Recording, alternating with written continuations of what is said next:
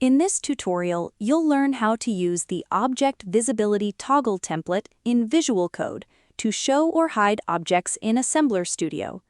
For this example, we'll use the Monus model from the Assemblr asset library. Start by adding the Monus model to your workspace.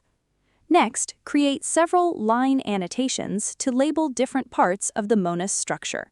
Position each annotation so it points to the section you want to explain. Once you've finished placing the annotations, select them all and group them into a single object. This lets you control every annotation together instead of managing them one by one. Now, open Visual Code. Go to the Template tab, open Parameter and UI, and then choose the Object Visibility Toggle template. In the Parameter Name field, enter a name that clearly describes what the toggle controls.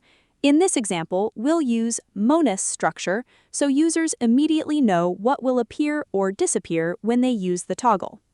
For panel order or index, you can leave it blank or set it to 0. This determines where the parameter appears if your project includes more than one parameter. Next, choose the toggle's default state when the project opens. Select On if you want the annotations to appear right away, or Off if you'd like users to turn them on themselves. Under Controlled Object, select the annotation group you created earlier as Object 1. Then, for Object 2, select the same annotation group again. With this setup, the template controls the visibility of the entire annotation group together.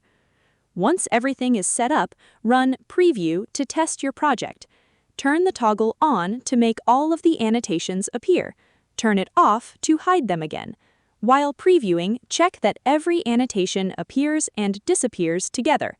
If not, make sure the correct annotation group is selected as the controlled object. That's it. You now know how to use the Object Visibility Toggle template to control object visibility in Visual Code. It's a simple way to keep your project organized and let users decide when they want to view additional information.